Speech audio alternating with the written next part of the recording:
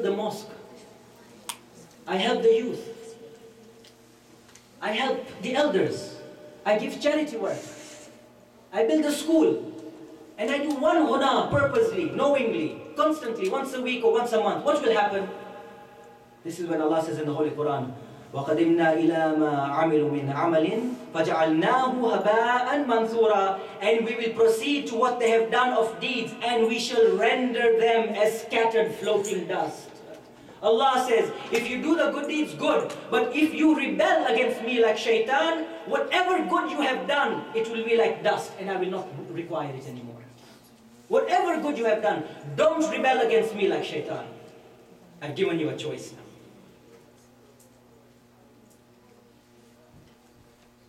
Today our youth ask, there is a big gap between our elders and the youth. Yes or no? There's a generation gap. An understanding that sometimes cannot be mended. But it can. Our elders in the community, and I'm not speaking about here, I'm talking about general elders, cannot take the youth who have been brought up in this society and just discard them. Yani they are bad people, just throw them away. No.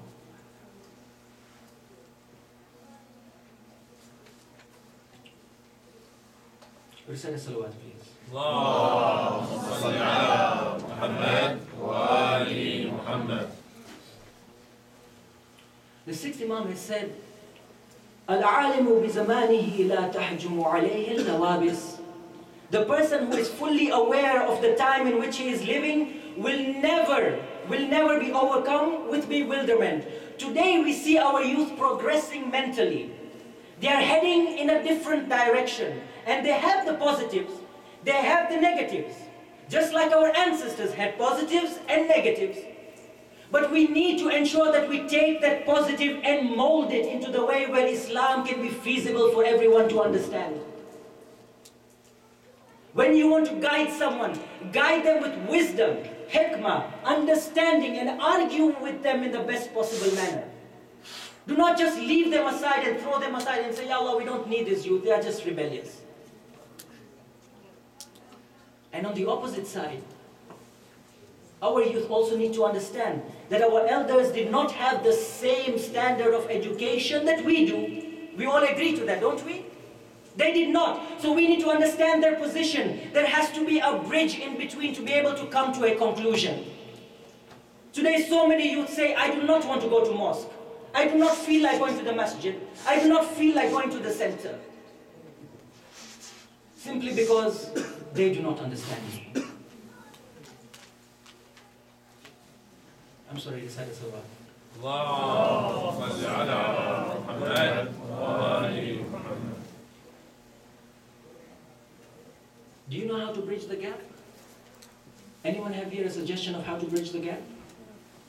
I'll tell you. But there's one way we can bridge the gap very easily, and we will never be astray. Anyone know?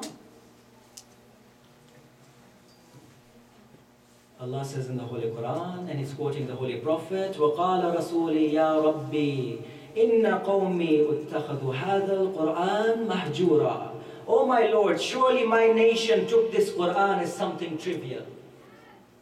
They took this Quran as something trivial, something we only read and set aside in the month of Ramadan, no? For those 30 nights we read the Quran, the whole Quran. After that we've forgotten what it means. Every single day, Bismillah ar-Rahman ar-Rahim, Alhamdulillahi Rabbil Alameen. After that we've forgotten what it means. This Prophet Muhammad with the Quran will come on the day of judgment and he'll say, my ummah. He's not talking about the non-believers. My ummah took this book as something trivial. We have forgotten what it means. It's in the Quran. It's not something that the scholars are saying. Furthermore, أُتْلُ مَا أُوحِيَ إِلَيْكَ مِنَ الْكِتَابِ وَأَقِيمُ الصَّلَاةَ. Recite what is sent by the book of inspiration and keep up prayer. Keep up the salah, the prayer. One way to bridge the gap is ensuring that this salat is maintained at all times. The Quran and the salat. Imam Ja'far as-Sadiq was asked about this ayah. إِنَّ الصَّلَاةَ تَنْهَى عَنِ الْفَحْشَاءِ وَالْمُنْكَرِ. Surely the salat keeps us away from evil and wickedness. Some people ask the sixth Imam, Yeah, Imam, I pray my daily prayers, but I still commit sins. What do I do? The Imam quoted this ayat. Surely the salat keeps us away from evil. He quoted in this ayat. So the man is saying, okay, explain me this ayat. The Imam says, no. That while you are praying, if you continue to commit evil and do sins, know that Allah has still not accepted your salat. In order for Allah to accept your salat, the only way is guide how much it is taking you away from sins. If our daily prayers is not taking us away from sins, then that salat is not accepted. The obligation is accepted.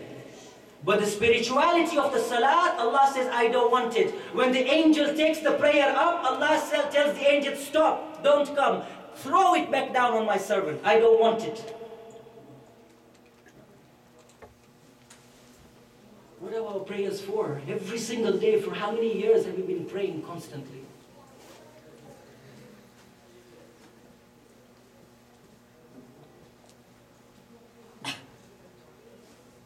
Tonight, we talk about loyalty. That's what we started talking about, didn't we? The loyalty of Hazrat Abbas. And how much, no matter what, he would not give up Hussein ibn Ali. Because Hussein ibn Ali not only knew the Quran by heart, but he knew the truth. Hussein ibn Ali took the guidance of Rasulullah and the Quran to achieve the status that he achieved. Is it not true?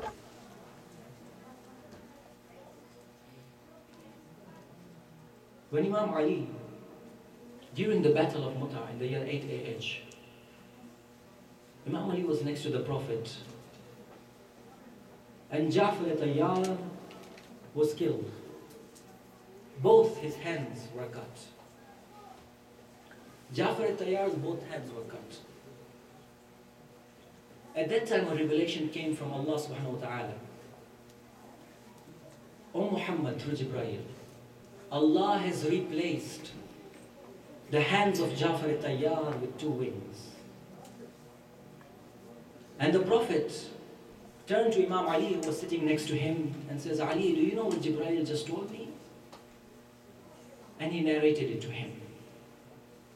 Imam Ali sat for a while, and then he tells the Prophet, Ya Rasulullah, will I achieve such a martyrdom? And the Prophet replied, O Ali, you will achieve martyrdom, but not in this way. However, Allah will give you a son who will achieve this kind of martyrdom. And it is when Imam Ali also married al-Baneen. al-Baneen's name was Fatima. But you know, the reason why she's called al-Baneen, mother of the sons, because whenever in the starting Imam Ali used to call her Fatima, his eyes would fill with tears. So she herself went to Imam Ali and says, Ya Mawla, do not call me Fatima for now. Please call me al-Baneen, because I can see the pain in your eyes, because Fatima is no longer there. When Imam Ali was on his deathbed, everybody was surrounding him, all his family. And he took the hands of everyone and gave it to the hand of Hassan ibn Ali. He is your Imam. He is your Imam. He is your Imam. And then he sees Abbas in the corner crying. Ya Abbas, why are you crying? He says, my father, you have given the hand of everybody to Hassan, but what about me? You didn't call me. At that time, Imam Ali brought Hussein close to him and brought Abbas close to him. And he gives the hand of Abbas into the hand of Hussein. And he says, you will defend him with all your life. You are born for him, O Abbas. But throughout his entire life,